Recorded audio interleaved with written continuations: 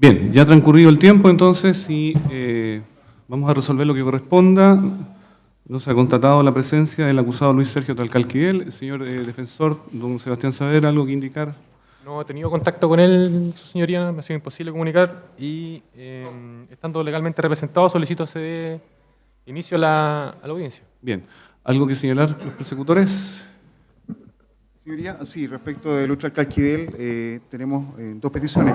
La primera de ellas es proceder de acuerdo a lo dispuesto en el artículo 283 del Código Procesal Penal, el inciso segundo, donde se señala que el juicio se podrá suspender en los casos en que allí se establece, y trata específicamente aquellos casos donde el imputado no ha comparecido o el acusado no ha comparecido, y creemos que estamos también en la hipótesis del artículo 127, inciso cuarto del Código Procesal Penal, en relación con el artículo 285, que establece que la presencia del acusado sería un requisito para la realización del mismo juicio. De hecho, ha sido una situación que se discutió en más de alguna oportunidad si el acusado debía o no estar presente en el juicio. En relación a ello o en base a ello, y considerando que el imputado se encontraba en la última audiencia notificado legalmente para comparecer el día de hoy a esta audiencia de juicio oral, entendiendo que es una sola audiencia, y respecto de ella han operado solamente recesos, es que solicitamos se despache orden de detención en su contra. Ahora, para poder hacer operativa la norma del artículo 283 en su inciso segundo,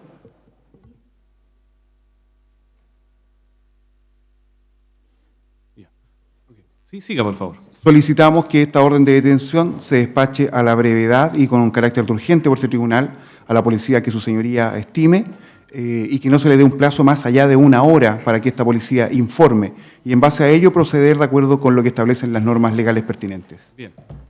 Creyente particular, representante de la víctima, algo que indicar, porque en definitiva se están haciendo dos solicitudes, la suspensión de la audiencia y el despacho de una orden de detención. Sí, nos adherimos, su señoría, los mismos términos. Bien. Creyente, representante de la Intendencia. En los mismos términos, señoría. Bien. Defensores. Señorías, son situaciones absolutamente distintas. Nuestros representados se encuentran presentes. Entendemos que desde ese punto de vista, respecto de ellos, el veredicto puede ser leído. Y respecto de lo otro, estamos a lo que resuelve el tribunal, no tenemos nada que señalar al respecto. Bien. La defensa está porque se lea el veredicto como estaba programado anteriormente. Perfecto. Don En Marcelo. el mismo sentido, entendemos que es un derecho de nuestros imputados ser juzgado entre un plazo razonable, en primer lugar. En segundo lugar, la orden de detención es de carácter individual. Y a nuestro juicio, la suspensión, considerando que el veredicto es de 24 horas, el plazo para darlo, podría generar un vicio de legalidad. Bien. Don Todos Humberto. los argumentos señalados por mi colega. Muy bien. Manuela y don José Luis, respecto a la suspensión, ¿nada que se indicar entonces? Que se dicte el veredicto de inmediato, señoría. Bien. Sí. Don Pablo. Sí, su señoría, entendemos que debe proceder a la lectura del veredicto. Bien. Mismos términos, estando representante también de don Juan Tralcal, estando el presente, solicito se dé de lectura. Ok, bien. Y señor Guzmán, ¿algo que indicar? Sí, señoría, no, únicamente lo mismo que mis colegas, que se dicte el veredicto y si mi representado está presente, no hay inconveniente para aquello. Bien. A ver, respecto a la solicitud de suspensión de la audiencia, la resolución es la siguiente, teniendo en cuenta lo señalado en el artículo 343, y entendiendo que nos encontramos en una audiencia, que es la principal de decisión de veredicto, cuya procedencia pone como requisito el término del juicio oral, por un lado, y por el otro, también oído los intervinientes, en especial la aquiescencia en cuanto a la realización de la audiencia que ha señalado el propio defensor del señor Talcalquiel, y entendiendo que no existiría transgresión a lo dispuesto en el artículo 285 del Código Procesal Penal, no se accederá a la petición de suspensión de audiencia solicitada por el Ministerio Público y la misma se realizará como pasará a señalarse. Respecto a la orden de detención, no vamos a emitir pronunciamiento al respecto, sino que lo vamos a dejar para después de comunicado el veredicto, toda vez que el propio defensor del señor Talcalquiel no argumentó respecto a la procedencia o improcedencia de la orden.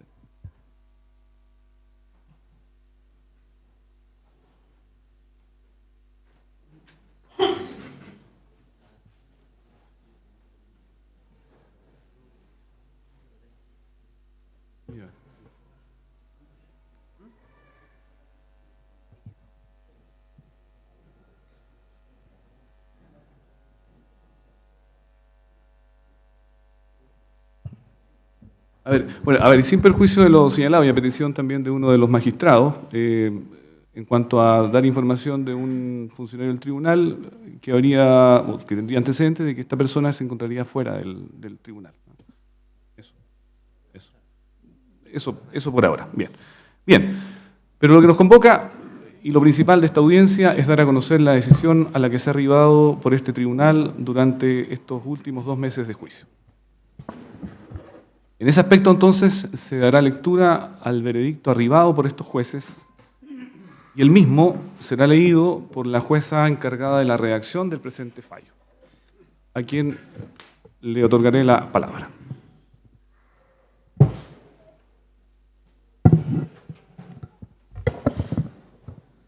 ¿Se escucha? Sí. Muy claro. Temuco, a 5 de mayo de 2018. Esta sala del Tribunal de Juicio Oral en lo Penal, integrada por los jueces Germán Vara Sicarelli, Mauricio Poblete Erices y Rocío Pinilla Dabadí, reunida después del debate de rigor, de conformidad con lo previsto en los artículos 339 y 340 del Código Procesal Penal, ha ponderado las pruebas rendidas por los intervinientes con arreglo a las normas contenidas en el artículo 297 del Código antes citado y previa deliberación ha resuelto lo siguiente. Primero, por unanimidad de sus miembros, ha adquirido la convicción más allá de toda duda razonable, en orden a que en la madrugada del día 4 de enero de 2013, siendo aproximadamente las 1:00 un grupo de sujetos, entre los que estaba el condenado Celestino Córdoba Tránsito, irrumpió en la casa habitación ubicada en el denominado Fondo a la Granja Lumahue de la localidad de General López, comuna de Vilcún, habitado por el matrimonio compuesto por don Werner Luxinger Lemp y doña Vivian Macay González, de 75 y 69 años respectivamente, quienes en ese momento se encontraban en el interior de su domicilio. Los sujetos en cuestión se dirigieron a ese lugar, previamente concertados, provistos de diversos elementos, entre ellos armas de fuego de distintos calibres, cuerpos portadores de llamas y sustancias acelerantes con el propósito de atacar el mismo e incendiarlo, aún constatando la presencia de sus ocupantes. Una vez en el lugar, una parte de este grupo se posicionó en un sector del inmueble que da hacia el Fondo Traipo, en tanto que el otro grupo de sujetos atacó la propiedad por el sector de la cocina, efectuando diversos disparos con arma de fuego. Ante ello, don Werner Luxinger, víctima de los hechos, repelió el ataque haciendo uso de su arma de fuego, una pistola marca Browning, calibre 7.65, enfrentamiento en el que resultó herido a la altura del tórax el condenado Celestino Córdoba Tránsito. En este contexto, el grupo de sujetos que se posicionó en la zona de la cocina roció dicha dependencia con sustancias acelerantes de la combustión e inició el fuego mediante cuerpos portadores de llama, dejando al matrimonio mencionado al interior del inmueble, el que se consumió en su integridad por la acción del fuego, provocando a ambas víctimas la muerte por carbonización en incendios, según dan cuenta los respectivos protocolos de autopsia. Segundo, que lo anterior pudo ser determinado a través de la vasta prueba de cargo, en especial la prueba testimonial, pericial, documental y material, entre las que destacó la declaración de Jorge Andrés Luxinger Macay, quien dio cuenta al tribunal del llamado telefónico de su madre, doña Vivian Macay, quien le indicó que estaban siendo atacados y que el papá estaba herido. Relato concordante con la declaración de Mark y Jaime, ambos Luxinger Macay, y todas ellas a su vez robustecidas con la declaración del sargento primero, Máximo Renán Castro Aedo, quien ejercía la noche del 3 de enero del 2013 y madrugada del 4 del mismo mes y año labores de telefonista en la Central de Carabineros nivel 133, quien recibió la llamada de auxilio de doña Vivian Macay González, testigo a quien le reseñó la última mencionada, que estaban siendo atacados, que su marido estaba herido, que un sujeto le decía a otro, mátalo huevón, mátalo, y que se apresuraran, la que se erigió en una prueba del suyo relevante para la acreditación del ataque armado que acompañó el incendio intencional. Que dichas declaraciones empalman además con la prueba material consistente en un disco compacto que contiene la grabación de la llamada efectuada por la víctima el día de los hechos, madrugada del 4 de enero de 2013, alrededor de las 0:17 horas, que esta magistratura tuvo la oportunidad de oír y apreciar, en la que se advierte que doña Vivian Macay, con desgarradora angustia, solicitó del testigo Castro Aedo la ayuda de Carabineros, dando la ubicación donde se emplazaba el inmueble, agregando además que había efectuado una llamada telefónica a su hijo, la que fue apreciada mediante una imagen de la pantalla del teléfono de este último, incorporada al juicio a través de uno de los testigos. En el audio referido fue posible además y en un plano secundario percibir el ruido de disparos que se efectuaban en el lugar al momento de la llamada y que la propia mencionada señaló al operador: están disparando, apúrense. Que el testigo Jorge Luxinger Macay, primero en llegar al sitio del suceso, sostuvo en estrados con la seguridad de quien vivenció el hecho del incendio las conductas que éste desplegó desde la llegada a la casa de sus padres y que éste se originó en la cocina, como asimismo aquello que pudo percibir por sus propios sentidos, en particular lo referente al incendio que en tales instantes consumía la casa habitación de sus padres, resultando el suyo relevante en la determinación del hecho antes indicado la declaración del funcionario policial Luis Espinosa González, subcomisario de la Policía de Investigaciones de Chile, que en el día de los hechos se desempeñaba como jefe de turno de la Brigada de Homicidios, encargado del sitio del suceso en los albores de la investigación y cuando aún el incendio no era controlado, el que de manera detallada pudo ingresar información valiosa sobre evidencia balística, hallazgo de panfletos y un recipiente que contenía acelerante, dando cuenta además de la magnitud del incendio, según apreció de manera directa, del actuar de cuerpo de bomberos en aquella ocasión y de cómo se resguardó el sitio del suceso, todas cuestiones que finalmente derivaron en la obtención de fuentes necesarias para la práctica de los peritajes balístico, químico, planimétrico y fotográfico, entre otros ingresados como prueba de cargo por parte del persecutor, y que indicaron sin margen de duda la existencia de un ataque con a lo menos 3 armas de fuego, el intento de repeler el ataque mediante el uso de armas de fuego por parte del propietario del inmueble, Werner Luxinger Lemp, y del hecho de haber parte de aquel grupo de sujetos incendiado de manera intencional el inmueble utilizando para ello acelerantes, inmueble que resultó consumido en su totalidad, aún en el conocimiento fidedigno que los agentes tenían acerca de que en el interior del mismo se encontraban sus habitantes. En el mismo propósito, declaró el jefe de grupo de la Brigada de Investigaciones Especiales de la Policía de Investigaciones de Chile, Ricardo Villegas Pavés, quien entre otras circunstancias señaló haber resguardado y ordenado fijar las primeras evidencias encontradas y que sufrían el riesgo de ser destruidas por la acción de bomberos que intentaba controlar el incendio, agregando e ilustrando al tribunal sobre la gran cantidad de personas que llegaron al lugar, tales como familiares, periodistas, vecinos y unidades policiales. De otro lado, se pudo apreciar las evidentes rutas de huida por parte de un grupo de sujetos, según evidenció en juicio el perito Carlos Ramírez Lagos, que de otra parte de la testimonial antes referida de manera principal, por cuanto sobre la existencia del hecho son múltiples y congruentes los testimonios que se han planteado en audiencia, fue posible imponerse del hallazgo al interior de lo que habría sido la casa habitación, revelado una vez controlado el fuego, de los restos de la víctima don Werner Luxinger Lemp y doña Vivian Macay González, quienes conforme se pudo apreciar de la pericial de tanatología, fallecieron carbonizados a causa del incendio. Que por último, en este acápite, la apreciación conjunta de los medios probatorios reseñados y en particular la forma en que se gestó, desarrolló y finalizó la conducta de los agentes, fue posible adquirir convicción sobre la faz subjetiva del tipo penal por el que acusó el persecutor y querellantes particulares, como asimismo el resultado de muerte antes anotado y requerido por la norma, cuestión que trasunta necesariamente en que la conducta antes referida debe ser reprochada a título de incendio con resultado de muerte, ilícito previsto y sancionado en el artículo 474, inciso primero del Código Penal.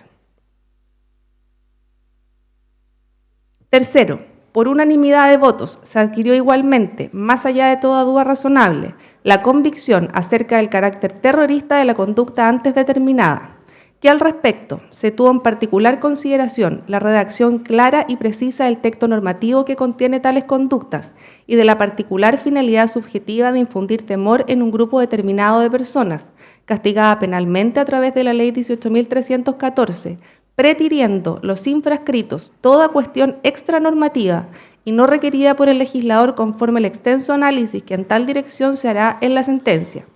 A este respecto, debe quedar palmariamente asentada la noción de que la labor interpretativa de este tribunal no modificará un texto legal vigente, más allá de la opinión que se tenga del mismo, cuestión que queda perentoriamente para otros escenarios distintos al judicial. Es precisamente la tipificación de una conducta la que rige la labor jurisdiccional, ciñéndonos a la evidencia rendida y al marco normativo entregado por el legislador. Asimismo, se tuvo en consideración para este acápite que el tipo penal base se encuentra dentro del catálogo establecido en la mentada Ley 18.314 y que la prueba rendida en tal punto fue concreta en superar el estándar probatorio a fin de determinar no solo el temor que siente el grupo de vecinos, agricultores del sector aledaño al sitio del suceso, sino además que aquel designio de infundir tal temor conformaba el dolo de los agentes.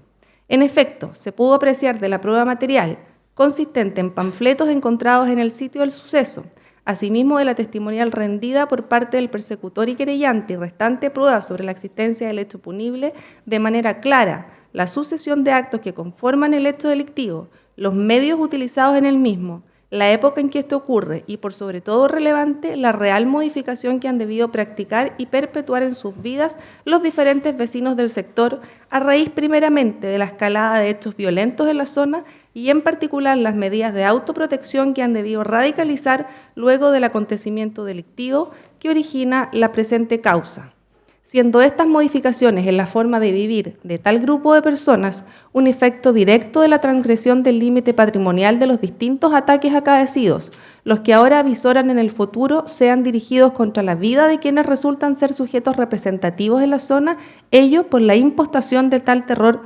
señalada. Tales elementos concurrentes en la dinámica delictiva trasuntan en que la convicción de los infrascritos resultó determinada en orden a la conformación del carácter terrorista de la conducta ya asentada, contenida en los artículos 1 y 2 de la Ley 18.314, conforme se analizará la sentencia. Que por último, y exaltando la marcada diferencia que existe en el tratamiento que hace la legislación española respecto del terrorismo, dado que contempla, además de los fines instrumentales del mismo, una finalidad política sobre la que nuestra legislación se aparta totalmente en la penalización de conductas de este carácter, resulta pertinente en esta parte, por su marcado matiz pedagógico en la distinción de las intenciones que se conjugan en un determinado agente en las distintas hipótesis delictivas, citar a la autora Adela Súa Batarrita, catedrática de Derecho Penal de la Universidad del País Vasco, quien reflejó en su monografía Concepto jurídico de terrorismo y elementos subjetivos de finalidad, fines políticos últimos y fines del territorio instrumental citado en el respectivo fallo, lo siguiente. Es notorio que los eventos externos cobran significado en función de la posición del autor ante el hecho y del contexto que se construye o que se aprovecha, así como el homicidio doloso adopta un significado no equiparable con el homicidio imprudente. El homicidio ejecutado para hacer propaganda de una causa y para introducir elementos de coacción a la colectividad eleva el significado reprobable de la conducta ante la comunidad y ante la propia víctima. En el homicidio doloso, la víctima es objeto de un sometimiento personal y social en expresa negación de su dignidad y autonomía. En el homicidio imprudente, el fatal resultado es consecuencia de una desgraciada y reprobable falta de control del ámbito sobre el que se actúa, aunque el resultado mortal sea el mismo. Cuando la producción de la muerte de otra persona se realiza como es propio del terrorismo para utilizarla como señuelo de intimidación colectiva o como sustitutivo del argumento para entablar conversación con los poderes públicos, la despersonalización de las víctimas, reducidas a símbolos o máscaras, negadas como un sujeto, alcanza un nivel de incompatibilidad de las reglas de juego de la convivencia que requiere ser trasladado el reproche de la conducta. Lo que en principio constituye un delito común de especial gravedad, se convierte en un delito que pone en peligro en forma constatable a la colectividad, que es destinataria del mensaje coercitivo, con los efectos de incidencia en personas concretas de grupos más o menos amplios que restringirían la espontaneidad de sus movimientos y expresiones. Cuarto,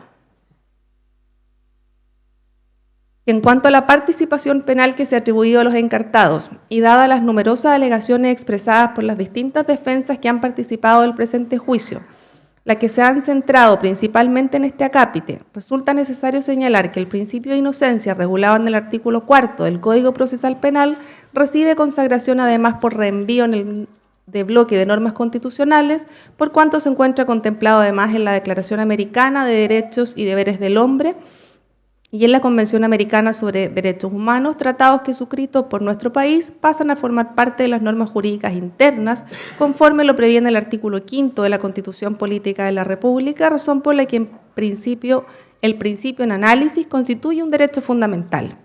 que de este principio derivan innumerables consecuencias de orden jurídico. Sin embargo, la que resulta pertinente al juicio es aquella que delimita fuertemente la labor de ponderación probatoria de los infrascritos, determinando derechamente que en la adquisición de convicción no puede haber lugar a la arbitrariedad.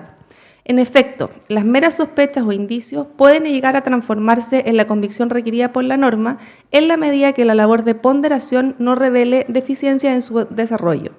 En otras palabras, siendo la etapa de ponderación de la prueba aquella en que mayormente pueden cometerse arbitrariedades, es el principio de inocencia el que controla tal soberanía judicial, proscribiendo cualquier condena en la duda, mas no cualquier tipo de duda, sino aquella que resulta razonada en la prueba rendida válidamente en juicio. Que lo señalado precedentemente resulta importante por un segundo elemento a considerar en esta parte del veredicto, consistente en la convicción de los infrascritos y en particular sobre la participación de acusados en el hecho perseguido por el Ministerio Público. En efecto, sabido es que el proceso penal busca acercarse lo más posible a la verdad material, ello con la finalidad de evitar lo que en doctrina se denominan los falsos positivos, es decir, la decisión de condena de un inocente, y los falsos negativos que resultan ser lo contrario. Al efecto, resulta oportuno tener en mente lo referido por la profesora Daniela Acatino, a saber, debido a que la verdad de una hipótesis no puede ser demostrada con certeza, sino solo corroborada en menor o mayor medida, se necesita que el derecho defina el umbral de corroboración suficiente para que esté justificado de declarar probado un enunciado fáctico. De lo que se sigue que hay que buscar en nuestra legislación aquel umbral enunciado por la autora citada. Que conforme a lo anterior, es posible sostener que el artículo 297 del Código Procesal Penal es la norma que delimita el razonamiento y por ende el arribo a una convicción en las reglas de la lógica, las máximas de la experiencia y los conocimientos científicamente afianzados. Que por último, en esta parte no puede preterirse la relevancia que tiene el artículo 340 del Código Procesal Penal, en cuanto contiene el elemento de la duda razonable como contrapartida a la probabilidad suficiente postulada por el profesor Ferrer en su obra Valoración Racional de la Prueba. Duda razonable respecto de la que no existe aún un consenso en doctrina ni en la jurisprudencia acerca de sus contornos, sino lo único consensuado a su respecto es que aquella duda debe encontrarse sustentada en la prueba efectivamente rendida en juicio, dado que es la única sobre la que estos jueces están autorizados a ponderar. Quinto, que asentado lo anterior y en unión a lo antes señalado, se ha enarbolado por las defensas el denominado principio de corroboración, principio que desde sus postulados, y valga la aclaración, sirve de sustento tanto para la decisión de absolución de sujetos sometidos a acusación como también para su condena. Cabe destacar que este principio, si bien no se encuentra expresamente recogido en nuestro Código Procesal Penal, surge a partir de la doctrina del Tribunal Constitucional Español, el que ha creado la doctrina o la teoría de la corroboración mínima a través de la jurisprudencia que se ha ido emitiendo a lo largo de su historia, resumida en la sentencia 34-2016 de 13 de febrero. Y que dice relación de manera muy resumida con la exigencia de corroborar la declaración de un coimputado, dada su especial naturaleza y múltiples motivaciones que pudiesen generarla, con la restante prueba rendida y que aparezca de ella otros hechos, datos o circunstancias externas ajenas a la declaración a fin de determinar su suficiencia. Que tal principio no resulta contrario a nuestra normativa y sistema de valoración de prueba, pues pese a poseer distintas nominaciones teóricas, los sistemas de ponderación nacional y español tienen el mismo límite de apreciación racional de la prueba, entregada para nuestro caso en el artículo 297 del Código Procesal Penal. Que por último, en esta parte respecto de la participación y en particular respecto de la corroboración requerida por las defensas, para que aquella sea entendida como se viene razonando, cabe puntualizar cuál es la finalidad de aquella sobre el fundamento sustancial de la controversia sometida a decisión de esta magistratura.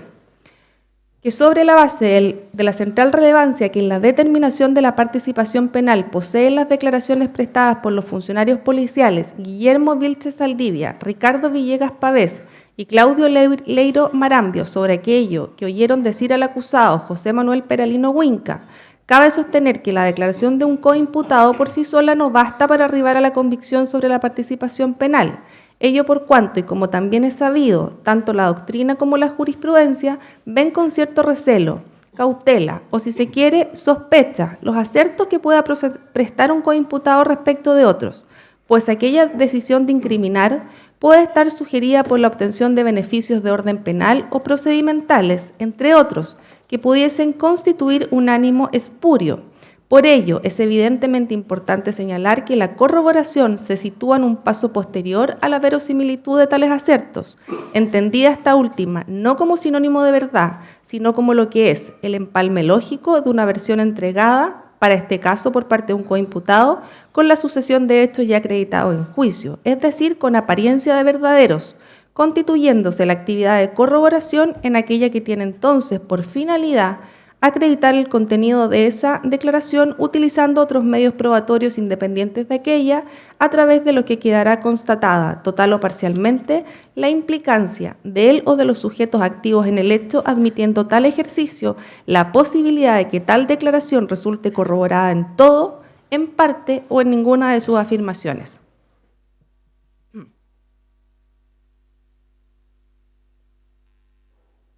Sexto, que bajo las premisas legales y doctrinarias enunciadas y por unanimidad de votos se ha adoptado la decisión de condenar a los acusados José Manuel Peralino Huinca, José Sergio Tralcal Coche y Luis Sergio Tralcal Quidel en calidad de autores del delito de incendio con resultado de muerte en carácter terrorista, sobre el que se ha hecho referencia, por haber formado los mismos parte del grupo de sujetos mencionados en el numeral primero del presente veredicto, según corresponde, delito que se encuentra en grado de consumado, previsto y sancionado en el artículo 474 del Código Penal y artículos 1 y 2 de la Ley 18.314, cometido en la comuna de Vilcún, localidad de General López, la madrugada del día 4 de enero de 2013, en perjuicio de las víctimas ya referidas, en los términos del artículo 15, número 3 del Código Penal, determinándose a la vez, por mayoría de votos, absolver a todos los demás encartados de los cargos dirigidos en su contra por parte de los acusadores fiscales y particulares, por cuanto y aún en la probabilidad de participación,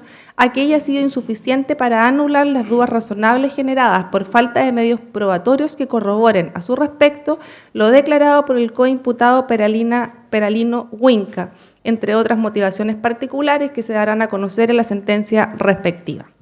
Valga señalar en esta parte del presente veredicto que la decisión de absolución ha sido acordada con el voto en contra del juez señor Germán Vara Sicarelli, únicamente en lo tocante a la acusada Francisca Linconao Huircapán, Eliseo Catrilaf Romero y Hernán Catrilaf Yaupe, quien estuvo por su condena en calidad de autores de los hechos que se han dado por acreditados.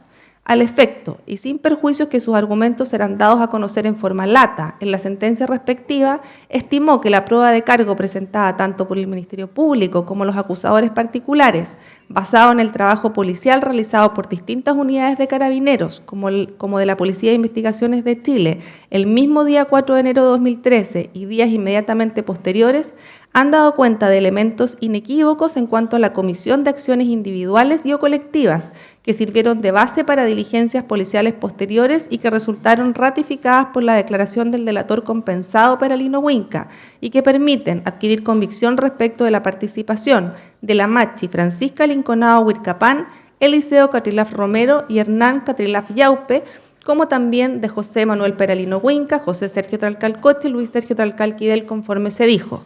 En cambio, no le fue posible advertir ningún antecedente que permita establecer la existencia de un montaje policial destinado a involucrar y atribuir responsabilidad respecto a algún o a todos los acusados, dejando claramente señalado que su decisión de absolución respecto a los acusados Aurelio Catrilaf Parra, Sabino Catrilaf Quidel, Juan II Tralcal Quidel, Sergio Marcial Catrilaf Marilef y José Arturo Córdoba Tránsito se basa en la ausencia de elementos suficientes para atribuirles una acción típica del delito por el cual vienen siendo imputados.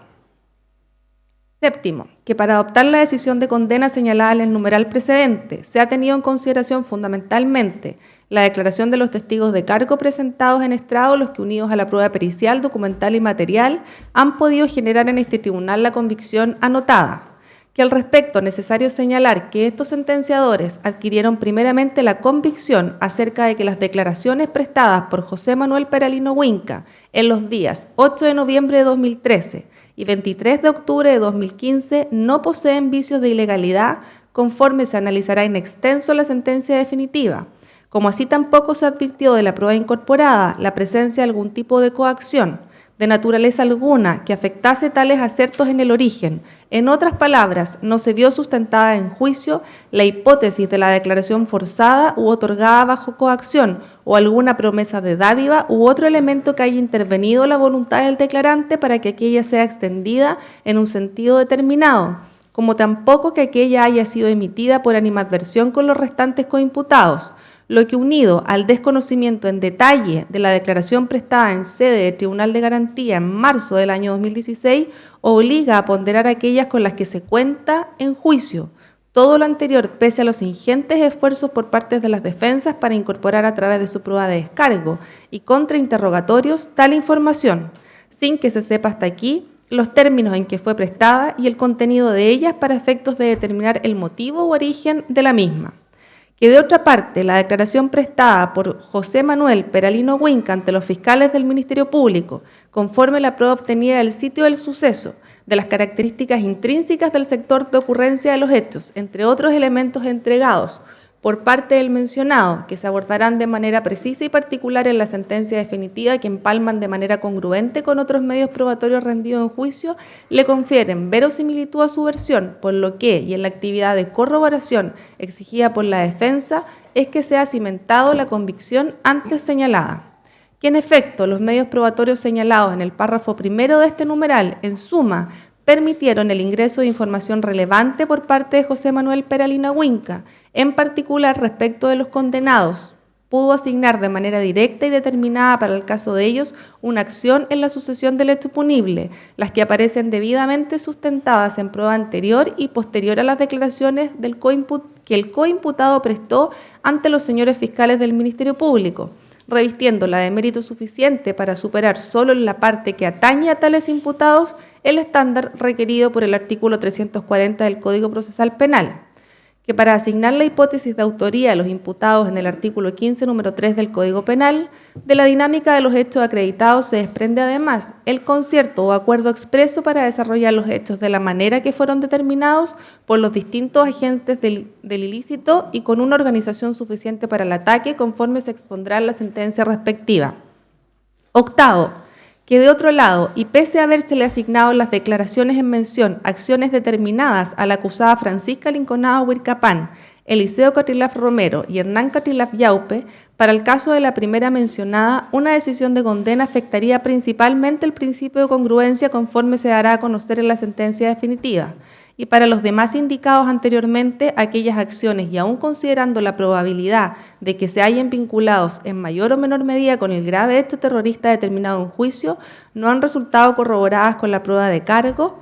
En tanto, para los acusados José Arturo Córdoba Tránsito, Juan II Tralcal Quidel, Sabino Catrilaf Quidel, Eliseo Catrilaf Romero y Sergio Marcial Catrilaf Marilef, ha sido la nula o escasa alusión a alguna conducta específica por parte del coimputado, como asimismo la imposibilidad de encontrar, o mejor dicho, dotar de contenido la misma en aquella parte, lo que unido a la ausencia de prueba de corroboración a este solo respecto, se adoptó la decisión de absolverlos.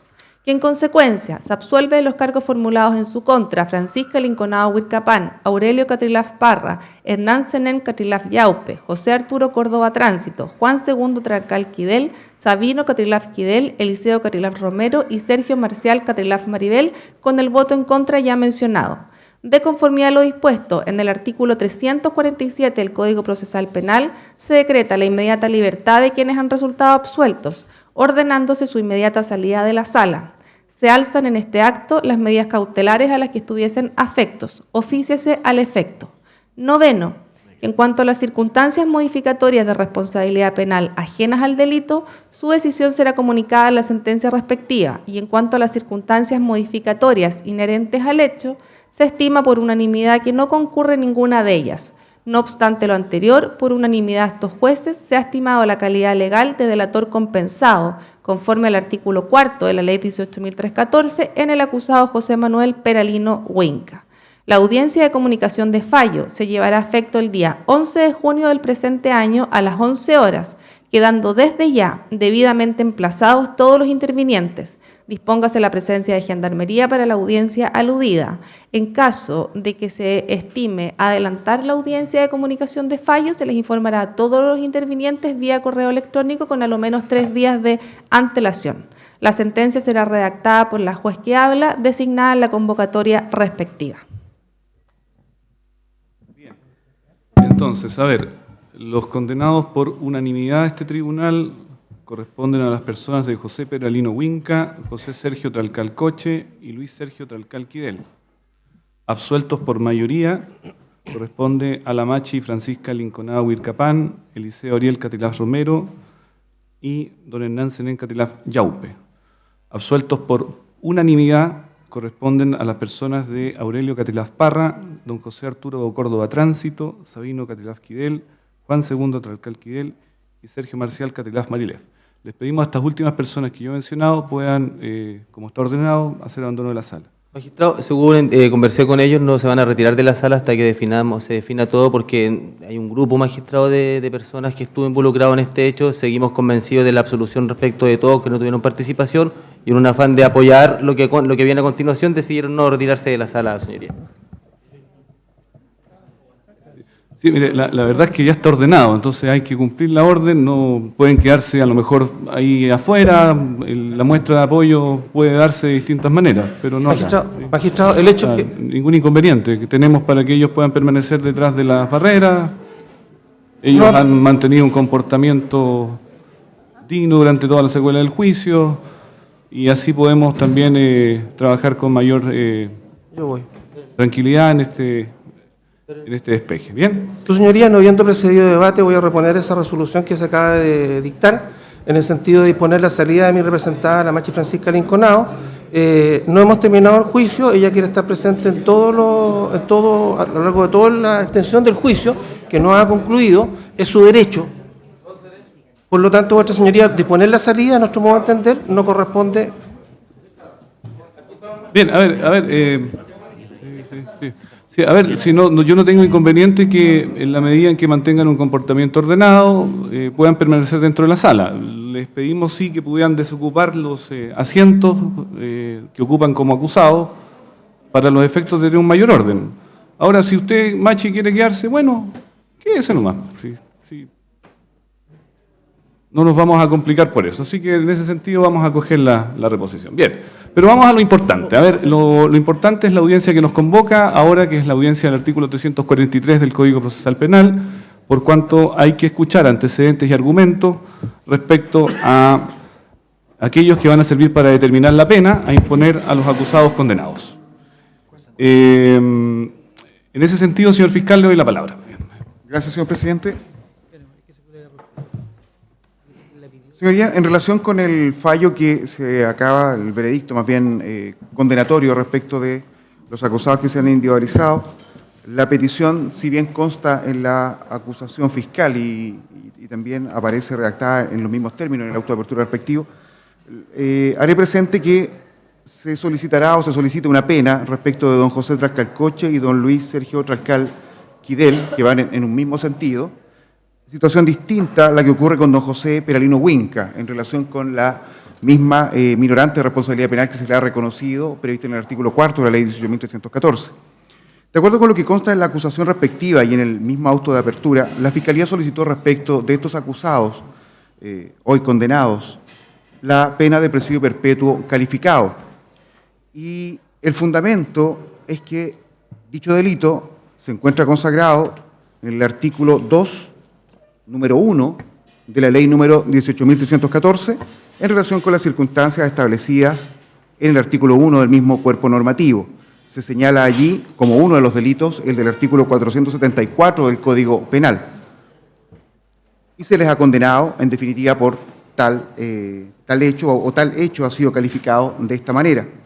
En virtud de ello es que solicitamos se imponga la pena de presidio perpetuo, la que consideramos, y en base a los mismos antecedentes que ha aportado el tribunal en la lectura de este veredicto, en relación con el artículo 69 del Código Penal y la extensión del mal causado, es que consideramos es la pena que en derecho corresponde. Respecto de don José Peralino Huinca, la Fiscalía mantiene la petición de pena de 10 años y un día de presidio mayor en su grado medio. si bien ha sido acusado por el mismo delito que dio por establecido este tribunal, como se hizo presente, la Fiscalía, además de hacer presente que le favorecía la circunstancia atenuante de responsabilidad del artículo 11, número 6, en la misma acusación solicitamos se reconozca el artículo 11, número 8, ya que el imputado, de acuerdo con los antecedentes que fueron conocidos por este tribunal, reconoció su participación en el hecho, junto con entregar los demás antecedentes que permitieron al menos al ente persecutor entregar los antecedentes y traerlos a juicio. El artículo 4 de la ley 18.314 establece la posibilidad de que el tribunal pueda bajar hasta en 2 grados la pena que allí se establezca, y es en base a ello que consideramos que la pena más acorde a la conducta desplegada por el sujeto, por este acusado, don José Peralino Huinca, sería la de presidio mayor en su grado medio, y en ese caso que solicitamos se aplique el mínimo de esta pena dentro del mismo grado, que sería de 10 años y un día de privación de libertad. Hago presente que respecto a los dos acusados que nombré en un primer momento, don José Rascalcoche y Luis Sergio Rascalquidel, la Fiscalía igualmente reconoce las circunstancias atenuantes del artículo 11, número 6, o más bien solicitamos al tribunal que reconozca dichas circunstancias. Si bien don José Rascalcoche tiene una condena anterior, es del año 2002, lo mismo ocurre con el señor Rascalquidel, con una condena del año 2009, pero consideramos que, atendido el tiempo transcurrido, no deberían considerarse para efectos de dar por establecida la existencia de esta minorante responsabilidad, antecedentes que obviamente ponemos a disposición del mismo tribunal, lo mismo que el extracto de don José Peralino Huinca. Sí, ustedes habían hecho una alegación de un atenuante del 11, número 8, me parece, en favor Sí. del señor Peralino Huinca. ¿Lo mantienen siempre? Sí, la mantenemos como lo hizo presente, señoría, debido a los antecedentes que se aportaron ante el tribunal, la prueba que se incorporó, consideramos que don José Manuel Peralino Huinca, de acuerdo con el mismo relato de los testigos, él confesó, reconoció su participación en el hecho, sin que existieran a esa época otros antecedentes que pudieran vincularlo al mismo. Por eso es que consideramos que debería reconocerse también la circunstancia del 11, número 8. Y 11.6 también, ¿no es cierto? Y 11.6. Muy bien. Querellante particular, representante de la víctima, le damos la palabra, don Sergio. Gracias, magistrado. Respecto de los imputados que han resultado condenados, evidentemente respecto a don José Peralino Huinca, se le ha reconocido su calidad de delator compensado. Eso ha sido debidamente ponderado por esta parte al momento de presentar la acusación en su contra, y creemos también que eso debe ser debidamente ponderado por su señoría al momento de determinar la pena. Nos mantenemos en esta pretensión punitiva solicitada en nuestra acusación particular, que era de presidio mayor en su grado medio. En cuanto a los otros dos acusados condenados, mantenemos también nuestra pretensión punitiva respecto de presidio perpetuo calificado, con la diferencia, eso sí, que entendemos que respecto a don José Rascalcoche no se configura ninguna circunstancia minorante de responsabilidad del 11, número 6. Había consideración que en su extracto de filiación y antecedente efectivamente consta una condena anterior. Entendemos que distinto es la concesión de penas sustitutivas de la ley 18.216 en cuanto a la configuración o no de la minorante del 11, número 6. El 11, número 6, como lo señala expresamente el texto penal, supone una conducta anterior irreprochable. Y la pregunta consecuente es, ¿tiene en el caso concreto una conducta anterior irreprochable penalmente hablando? Y la respuesta es no, en virtud a lo señalado en su extracto de filiación de antecedentes, independiente de la data que tenga esa condena en su extracto. Consecuencialmente, también la pena solicitada respecto de ellos en cuanto a presidio perpetuo se justifica fundamentalmente por la mayor extensión del mal causado, independiente de las circunstancias modificatorias de responsabilidad que se puedan tener. Es evidente, su señoría, no solo el daño concreto que se produce respecto de las víctimas en su integridad y en su derecho a la vida, y eso está subsumido evidentemente en el tipo penal por el cual ha sido condenado, pero las víctimas no solo suponen la corporeidad de ellos, sino que también su familia, víctima del artículo 108, eso también supone un impacto, una mayor extensión del mal causado. No se afectó solo la vida, se cercenó la vida de dos personas, sino que se ha afectado la vida respecto de su desarrollo y su progresión en su conjunto, respecto de toda la familia Luxinger-Mackay, todos sus hijos, sus nietos y la familia respectiva. Ese mayor disvalor respecto de la familia Luxinger y todos sus integrantes, eso debe ser también debidamente ponderado por su señoría al momento de determinar la pena. Y creemos que eso justifica entonces la pretensión punitiva de un presidio presidio perpetuo. En cuanto a las circunstancias agravantes que invocó esta parte acusadora, las creemos subsumidas en la calificación jurídica terrorista, por tanto, respecto de ellas, y tampoco no tendría ninguna incidencia en la pretensión punitiva propuesta. Bien. Y ya se resolvió su rechazo, además. Don Reinaldo Osorio. Señoría, Parte de la respecto Intendencia de... Regional, lo escuchamos. Sí, señoría, en relación, haciendo propia las diversas argumentaciones que se han planteado, para los efectos del artículo 343, en lo que dice relación con las situaciones, efectivamente aquí hay situaciones que son distintas dentro de uno u otro condenado. Desde esa perspectiva y consecuente, en este caso particular, con lo que se planteó en nuestra acusación, es que vamos a sostener lo que en ella se pedía, al tenor precisamente de las circunstancias modificatorias que se argumentaba en este texto, en el sentido de reconocer, en este caso particular, efectivamente la circunstancia en cuanto el artículo 4 de la ley 18.314, en el sentido de la delación compensada del imputado Peralino, y además las minorantes propias que en la acusación se reconocían y que en el caso concreto nos llevó a solicitar en nuestra presentación también una pena de presidio mayor en su grado medio, esto es de 10 años y un día para el condenado ya señalado. En lo que dice relación con los dos condenados, con los otros dos condenados, señoría, no existiendo dicha circunstancia, entendemos que la pena solicitada en la acusación, esto es de presidio perpetuo calificado, dice relación precisamente no solamente con las circunstancias personales, sino que también con las propias y las singulares características del hecho por el cual efectivamente se acusó. Bien.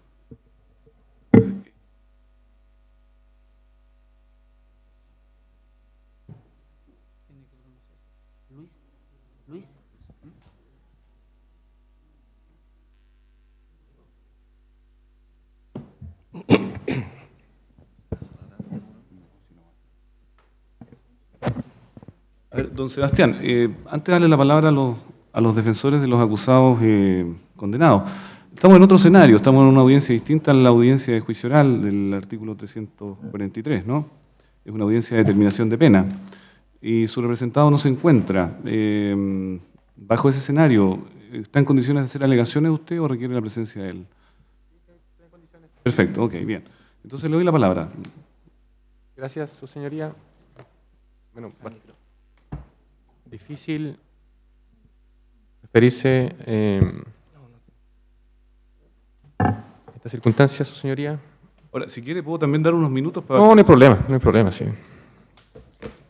Solo sorprende nomás, señoría.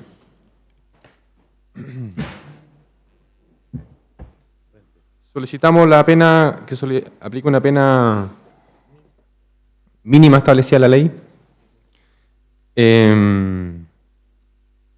La aplicación de una ley de excepción como la ley antiterrorista, la verdad, no es mucho lo que uno puede hacer como defensor.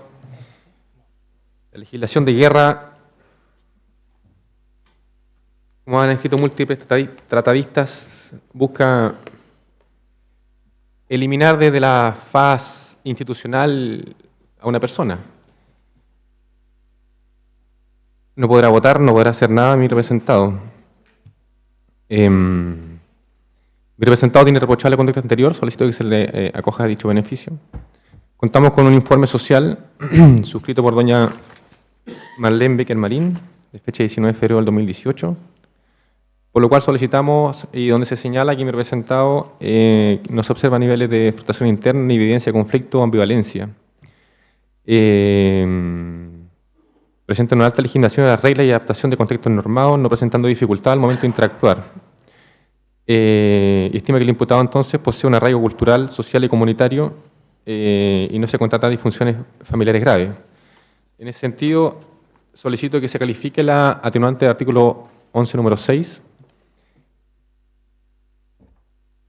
en concordancia además a lo establecido en el convenio 169, donde justamente las penas privativas de libertad deben ser adoptadas en la parte más baja, señoría. Siendo así, solicito se le aplique una pena no más allá de los 15 años.